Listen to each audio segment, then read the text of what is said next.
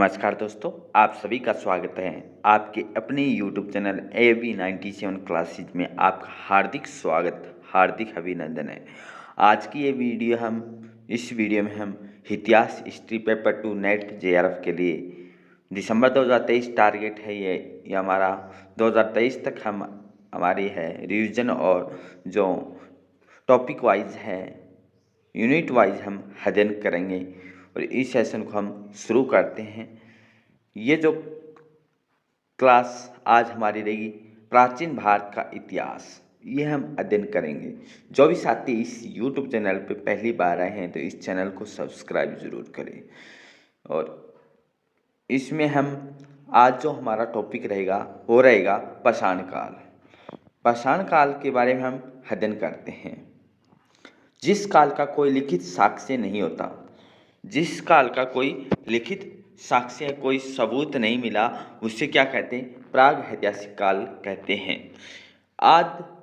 आद्य ऐतिहासिक काल में लिपि के साक्ष्य तो है, किंतु उनके अपठ्य या दुर्बोध होने के कारण उनमें कोई निष्कर्ष नहीं निकाला जा सकता।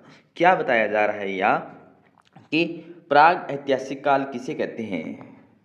तो उसे कहा जाता है जिस काल में हमें कोई लिखित साक्ष्य ही नहीं मिला, कोई ऐसा एविडेंस भी नहीं मिला जिसमें हम कह सकते कि ये चीज़ है जो उस टाइम काल की है जो हमें मिली है। कोई ऐसा सबूत नहीं, एविडेंस नहीं मिला, तो उस इतिहास को क्या कहते हैं? प्राग ऐतिहासिक काल कहते हैं। और जिसमें लिपि के साक्ष्य तो मिले हैं, एक ऐसा प्राग ऐतिहासिक काल में हमें कुछ मिला ही नहीं है लिखित साक्ष्य, परंतु कुछ हमें लिपि के साक्ष्य तो मिले हैं। लिपि के साक्ष्य तो मिल गए, एविडेंस सबूत तो मिल गए, जैसे कि ये लिपि है, परंतु जिसको पढ़ा नहीं गया, जिस लिपि को पढ़ा नहीं गया, अपठ्य है, अपठित है, तो उसे क्या कहेंगे? आद्य ऐतिहासिक काल कहते हैं। उनका कोई अर्थ ही नहीं, क्योंकि अगर हमें ये पता है कि हाँ ये जो लिपि जरूर है, परंतु ये नहीं पता उसमें क्या लिखा हुआ है, कै ख अंग्रेजी का अक्षर है, क्या इसका अर्थ है, तो वो क्या कहा जाता है? आद्य ऐतिहासिक काल कहा जाता है। प्राग ऐतिहासिक काल में कोई हमें साक्ष्य है, लिखित एविडेंस नहीं मिला, तो वो हो गया प्राग ऐतिहासिक काल। लिपि के साक्ष्य तो मिले हैं, परंतु उसको पढ़ा ही नहीं जा सकता, उसका कोई अर्थ ही नहीं निकाला जा सकता, उसका मतलब ही नहीं निकाला जा सकता, तो उसे क्या कहते हैं? आद्य ऐतिहासिक काल कहते हैं। जब से लिखित विवरण मिलते हैं, जब से हमें लिखित विवरण मिला है कि हाँ ये हड़प्पा सभ्यता है, ये मेसोपोटामिया सभ्यता है, ये मानव के अवशेष इसमें मिले हैं, ये लिपि है, इस लिपि में ये लिखा हुआ है, तो ये जो लिखा हुआ मिला है इसे हम क्या कहते हैं? ऐतिहासिक काल कहते हैं। प्राग ऐतिहासिक काल, आद्य ऐतिहासिक काल, ऐतिहासिक काल। तो क्या होगा? जिसमें हमें प्रॉपर रूप से लिखित विवरण मिलता है कि हाँ ये मानव है, ये आदि मानव है, ये ऐसे कोई साक्ष्य मिले या ऐसे साक्ष्य मिले हैं कि इसमें कुछ लिखा हुआ है, तो उससे हमें अर्थ निकाल सकते हैं, तो वो है ऐतिहासिक काल। एक बार रिवीजन और करते हैं, रिपीट, कि ऐतिहासिक काल जिसमें लिखित साक्ष्य मिले हैं, निष्कर्ष भी निकाला जा सकता है। आद्य ऐतिहासिक काल में कोई निष्कर्ष नहीं निकाला जा सकता, परंतु लिपि मिली है, तो वह है आद्य ऐतिहासिक। प्राग ऐतिहासिक काल में जिसमें कोई लिखित साक्ष्य ही नहीं मिला, कुछ सबूत ही नहीं मिले, तो वो है प्राग ऐतिहासिक काल। उम्मीद है कि आपको ये प्राग ऐतिहासिक काल में है, इसमें कोई डाउट नहीं रहा है। बढ़ते हैं नेक्स्ट पॉइंट की तरफ। प्राग ऐतिहासिक काल के अंतर्गत जो प्राग ऐतिहासिक काल है, इसके अंतर्गत पाषाणकालीन सभ्यता और आद्य ऐतिहासिक काल के अंतर्गत सिंधु घाटी सभ्यता एवं ताम्र सभ्यता, आहार संस्कृति, जारवी संस्कृति भी आती है। इंपॉर्टेंट है कि सिंधु घाटी सभ्यता और ताम्र सभ्यता में कौन कौन सी सभ्यता है? आहार सभ्यता और जारवी ताम्र सभ्यता, ये किसके अंतर्गत आती है?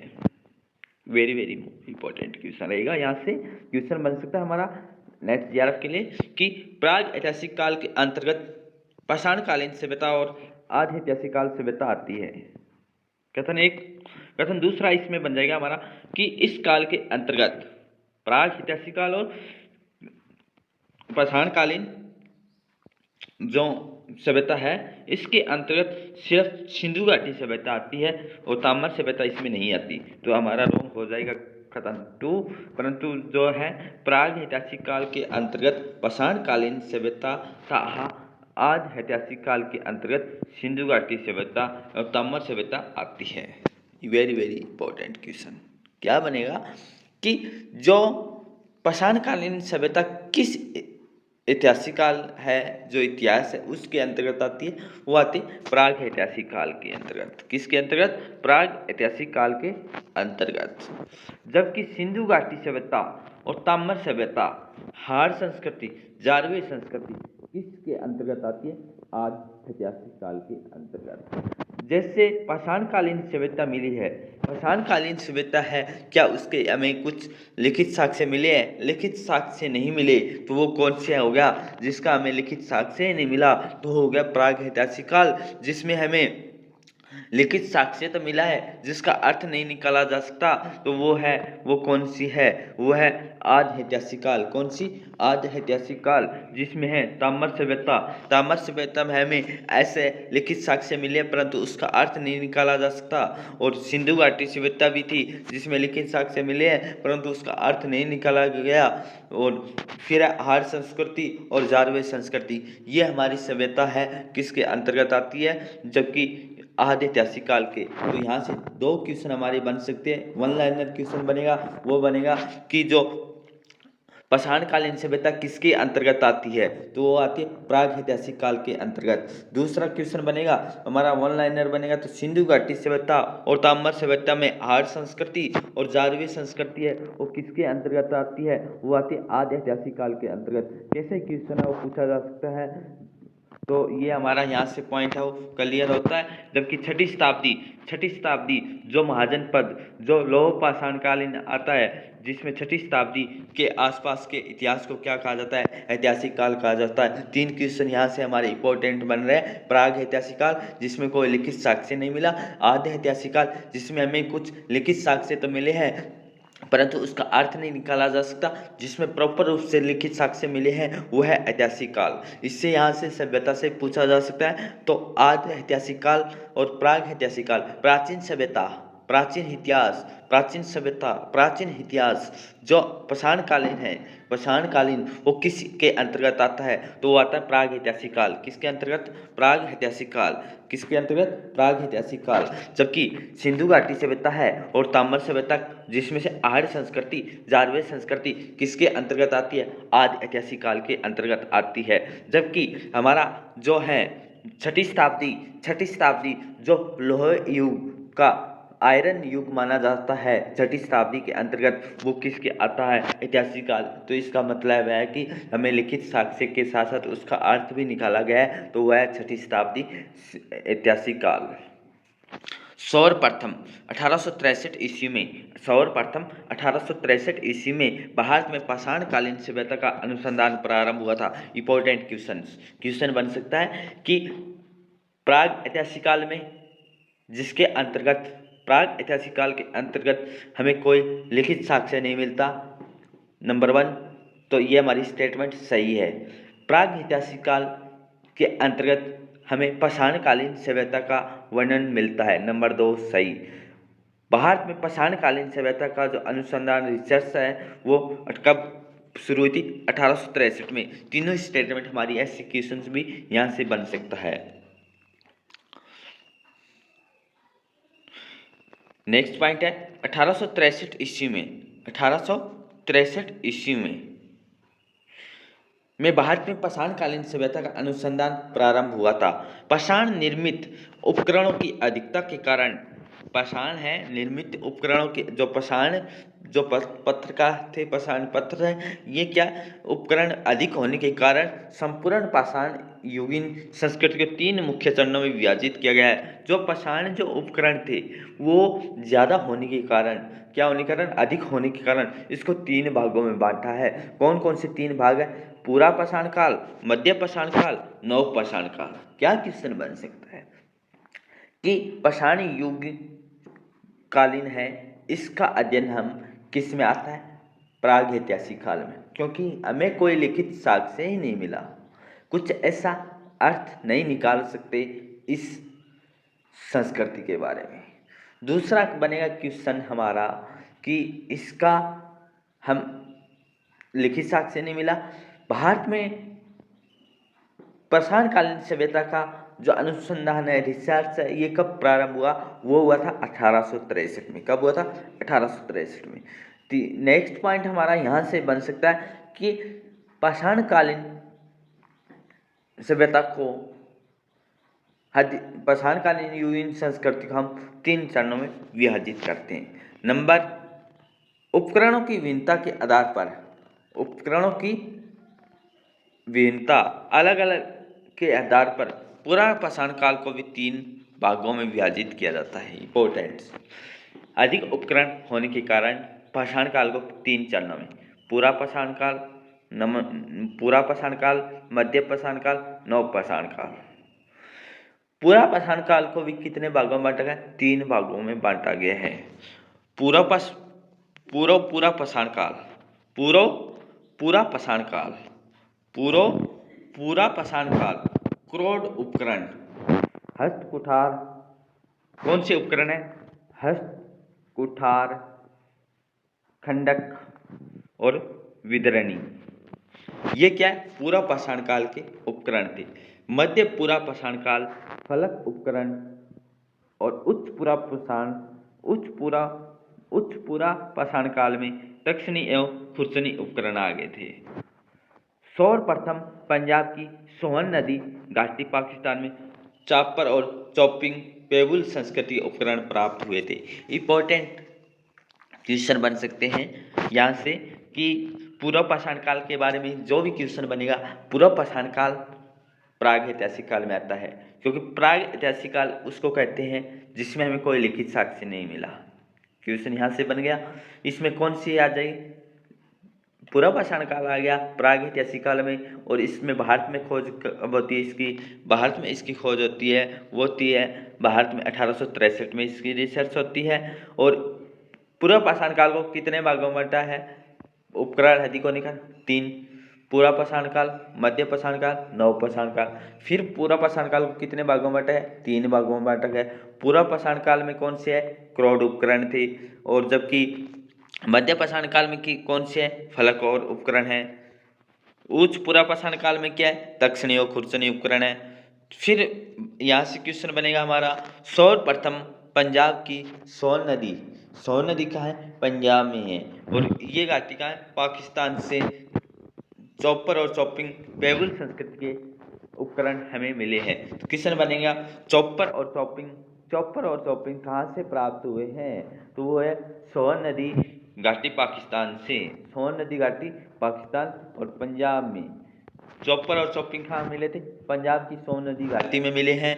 जबकि सर्वप्रथम मद्रास के समीप हमें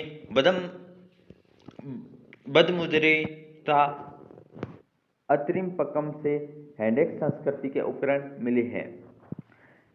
हमें जो चॉपर और चॉपिंग मिले वो पंजाब की सोन नदी घाटी से मिले हैं, जबकि एंडेक्स है वो कहाँ से मिले हैं? वो मिले एंडेक्स हमें मद्रास के समीप है।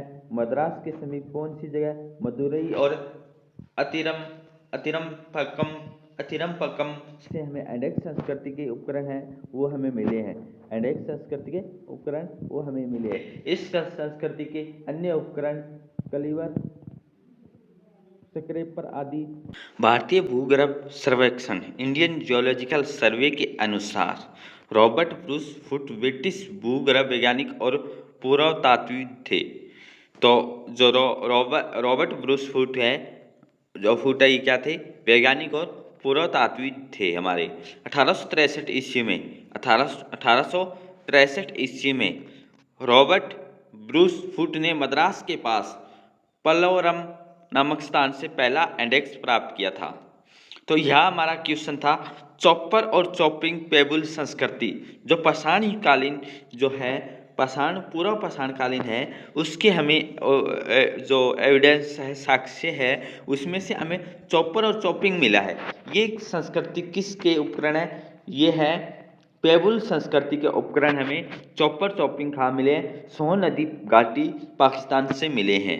जबकि हमें इंडेक्स संस्कृति के एविडेंस मद्रास के समीप है, जो अतिरमपक्कम और मदुरई है, यहाँ से हमें मिले हैं।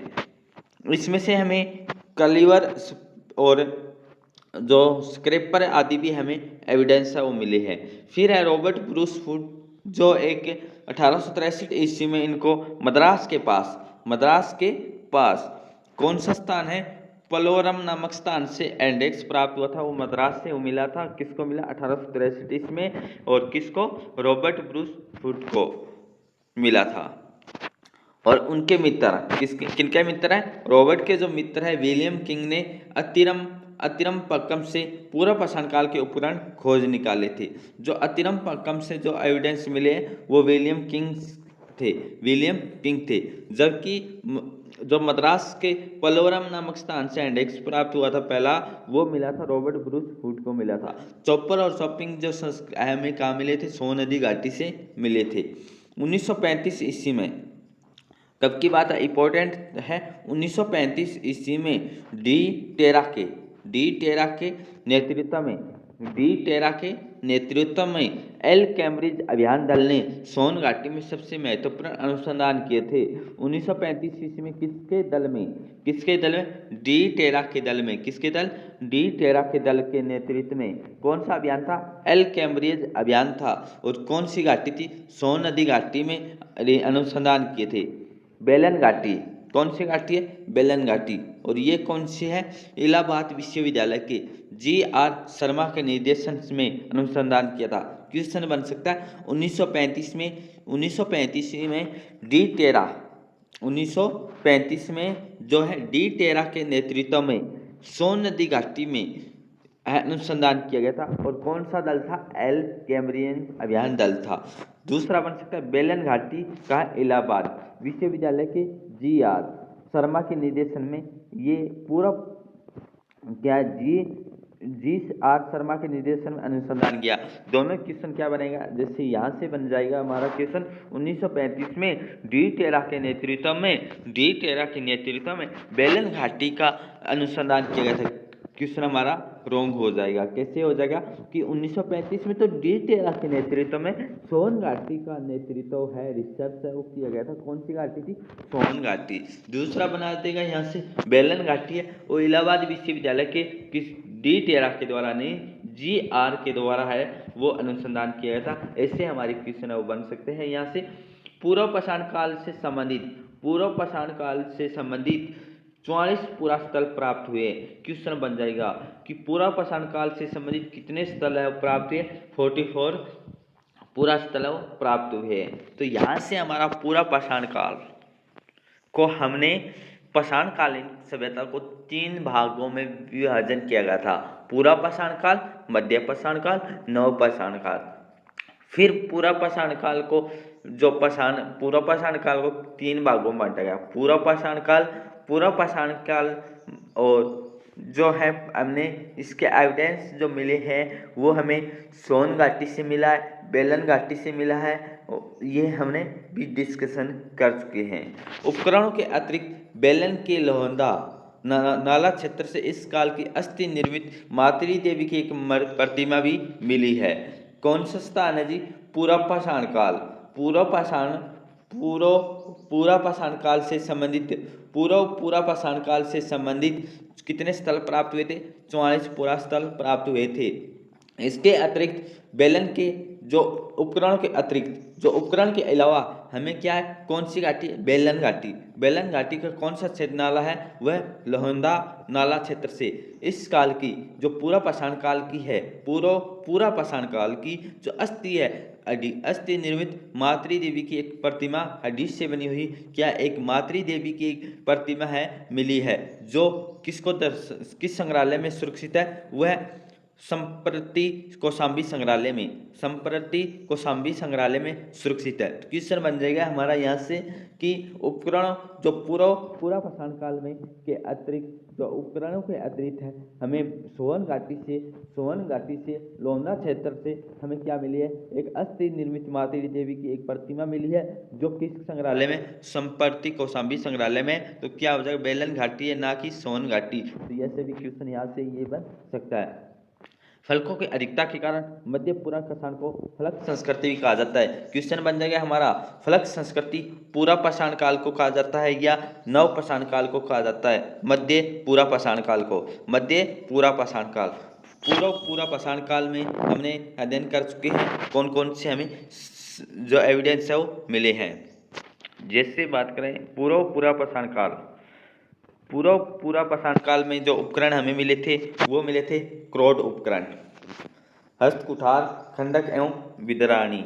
मध्य पूरा पाषाण काल में फलक उपकरण, उच्च पूरा पाषाण काल में तक्षणीय और खुरसनी उपकरण। जो चॉपर और चॉपिंग पेबल संस्कृति के उपकरण हैं हमें कहाँ मिले हैं? सोन नदी से मिले हैं। जो एंडेक्स संस्कृति के हैं वो मदुरई और अतिरम पक्कम से मिले हैं।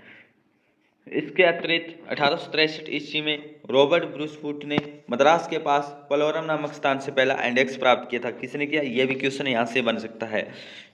नेक्स्ट हमारा पॉइंट बनेगा कि विलियम किंग थे जिन्होंने अतिरम पक्कम से भी पूरा पाषाण काल के उपकरण खोज निकाले थे। 1935 में डी टेरा ने कैम्ब्रिज अभियानिस ने सोन घाटी में अनुसंधान किया। बेलन घाटी इलाहाबाद विश्वविद्यालय के GR के निर्देशन में अनुसंधान किया गया था।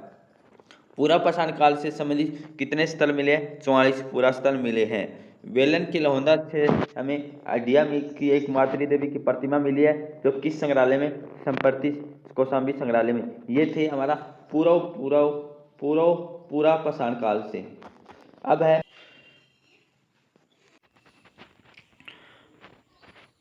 फलकों की अधिकता के कारण मध्य पूरा पाषाण को फलक संस्कृति भी कहा जाता है। फलक संस्कृति भी कहा जाता है। उपकरणों का निर्माण है क्वार्टरजाइट पत्थरों से भी किया गया था।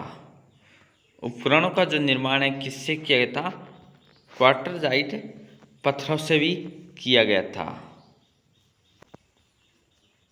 पूरा पाषाणकालीन मानव का जीवन पूर्णतः प्राकृतिक था। पूरा पाषाण काल है उन मानव का जीवन क्या था? पूर्णतः प्राकृतिक था। इम्पोर्टेंट पॉइंट हमारा ये है कि जो पूर्व पाषाणकालीन मानव जीवन का आंशिक प्राकृतिक था, जीवन नहीं क्या था? पूर्ण था।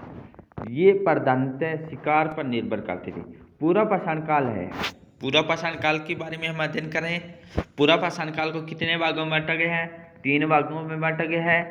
पूरा पाषाण काल, मध्य पूर्व पाषाण काल और उच्च पूरा पाषाण काल। पूरा पाषाण काल के बारे में हमने एविडेंस के बारे में हमने अध्ययन किया था। अब हम करते हैं उनका जीवन में क्या है? ये किस पर निर्भर थे? पूर्णतः प्राकृतिक था। क्या थे? शिकारी थे। भोजन मांस और कंदमूल अथवा के द्वारा अपना भोजन वो प्राप्त करते थे। अग्नि के प्रयोग से अपरिचित रहने के कारण कच्चा मांस खाते थे। क्या पूरा पाषाण काल में अग्नि थी? नहीं थी। अग्नि से वंचित थे तो कैसा होगा मांस? कच्चा मांस। तो क्वेश्चन बन सकता है पूरा पाषाण के बारे में कौन सा कथन है वो सही है? तो मानव का जीवन क्या था? पूर्णता था। Number 1 point. नंबर 2 किस पर निर्भर थे? शिकार पर। और भोजन क्या था उनका? मांस और कंदमूल। तीसरा पॉइंट बनेगा यहाँ से अग्नि के प्रयोग से परिचित थे? नहीं थे। क्या नहीं थे? अपरिचित थे। और अग्नि के प्रयोग से परिचित थे और क्या पका हुआ मांस खाते थे? नहीं। क्या खाते थे? कच्चा हुआ मांस खाते थे। इस युग का मानव शिकारी, पूरा पाषाण काल का जो युग का मानव शिकारी है, मानव शिकारी नंबर 4 पॉइंट वो क्या था? खाद्य संग्राहक था। क्या था? खाद्य संग्राहक था। इस काल के पूरा पाषाण काल के मानव के पशुपालन और कृषि का ज्ञान नहीं था। Number 5 point. नंबर 5 पॉइंट बन गया। पहला पॉइंट हमारा पूरा पाषाण काल किस पर निर्भर है? पूर्णतः प्राकृतिक पर जीवन पर था। शिकार करना और भोजन करना और कंदमूल करना, ये दूसरा पॉइंट है यहाँ से। नंबर 3 पॉइंट हमारा है कि अग्नि से अपरिचित था और कच्चा मांस खाता था। नंबर 4 है कि खाद्य शिकारी था और क्या मानव क्या था? शिकारी था और खाद्य संग्राहक था। फिर पॉइंट बनेगा हमारा इसमें पशुपालन और कृषि का ज्ञान है वो बिल्कुल भी नहीं था। तो ये हमारे पूरा पाषाण काल जो सभ्यता है इसके बारे में हमने अध्ययन किया है। मध्य पाषाण के विषय के बारे में जानकारी तो मध्य पाषाण काल के बारे में हम नेक्स्ट क्लास में हम अध्ययन करेंगे। आज की इस वीडियो में हमने पाषाणकालीन सभ्यता के बारे में हमने अध्ययन किया। पाषाणकालीन सभ्यता के बारे में हमने क्या पढ़ा कि सबसे पहले हमने अध्ययन किया था कि पाषाणकालीन सभ्यता है ये किस इतिहास के अंतर्गत आती है। प्राग ऐतिहासिक काल के अंतर्गत आती है। प्राग ऐतिहासिक काल जिसमें कोई लिखित साक्ष्य नहीं मिला, ये हमने देखा था। फिर प्राग ऐतिहासिक काल है के अंतर्गत कौन सी घाटी आती है। प्राग ऐतिहासिक काल के अंतर्गत सिंधु घाटी सभ्यता, और प्राग ऐतिहासिक काल के अंतर्गत है वो पाषाणकालीन सभ्यता आती है। कौन सी आती है? पाषाणकालीन सभ्यता आती है। पाषाणकालीन सभ्यता थी। भारत में पाषाणकालीन सभ्यता का अनुसंधान कब हुआ था? 1863 में हुआ था। उपकरण अधिक होने के कारण पाषाणकालीन सभ्यता को कितने भागों में बांटा गया? 3 मुख्य चरणों में बांटा गया था। पूरा पाषाण काल, मध्य पाषाण काल, नव पाषाण काल। फिर है उपकरणों की भिन्नता के आधार पर, अलग अलग भिन्नता के आधार पर पूर्ण पाषाण काल को कितने भागों में बांटा गया? 3 भागों में बांटा गया। पूरा पाषाण काल के जो उपकरण है वो क्या थे? वो थे अस्त, कुठार और खंडक और विदारणी। मध्य पाषाण है इसके उपकरण थे फलक और उपकरण। उच्च पूरा पाषाण के ये है वो है उपकरण तक्षणी और खुरचनी। सबसे पहले जो हमें चॉपर और चॉपिंग पेबल संस्कृति के जो उपकरण हमें मिले हैं वो कहाँ से मिले हैं जी? वो मिले हैं सोन नदी घाटी से मिले हैं। फिर इंडेक्स मिला है हमें बद्ध, मदुरई और अतिरमपाक्कम से मिला है। सबसे पहले हमें रॉबर्ट ब्रूस वुड जो पुरातात्विद और वैज्ञानिक थे, उन्होंने इंडेक्स का प्रयोग है वो खोजा है। वो कहाँ प्राप्त किया था? पोलवरम से किया था। कब किया था? 1863 में किया था। उनके मित्र ने भी है, किंग ने भी अतिरमपाक्कम से भी है इस सभ्यता के पूरा पाषाण के काल के हैं हमें एविडेंस खोज निकाले थे। 1935 में डी टेरा के निर्देशन में सोन घाटी का अनुसंधान किया गया था, जो कि GR के अनुसार इलाहाबाद का अनुसंधान है उसका रिसर्च निर्देशन के अनुसार किया गया था। पूरा पाषाण काल से 44 पुरास्थल प्राप्त हुए हैं। बेलन के लौंदा नाला क्षेत्र से हमें जो पूरा पाषाण काल की है वो हमें एविडेंस है वो मिले थे, जिसमें एक मातृ देवी की प्रतिमा मिली है, वो अस्थि से बनी हुई थी और किस संग्रहालय में? कौशाम्बी है संग्रहालय में सुरक्षित है। फलक अधिक होने कारण मध्य पाषाण काल को फलक संस्कृति भी कहा जाता है। पूरा पाषाण काल है इसमें जो पूरा पाषाण काल है इसमें जो हमें मानव का जीवन है पूर्णतः प्राकृतिक था। शिकारी था, भोजन मांस और कंदमूल करता था, अग्नि के प्रयोग से परिचित नहीं था, अपरिचित था। पूरा पाषाण काल में कच्चा मांस खाता था, युग कैसा था? शिकारी करना और खाद्य संग्रह था, और पशुपालन इस युग में नहीं था। मध्य पाषाण के काल के बारे में हम नेक्स्ट क्लास में अध्ययन करेंगे। क्लास अच्छी लगी है तो लाइक ज़रूर करना, शेयर ज़रूर करना, सब्सक्राइब ज़रूर करना, कमेंट सेक्शन में भी ज़रूर बताना कि क्लास कैसे रही। Thank you all of you. जय हिंद, जय भारत।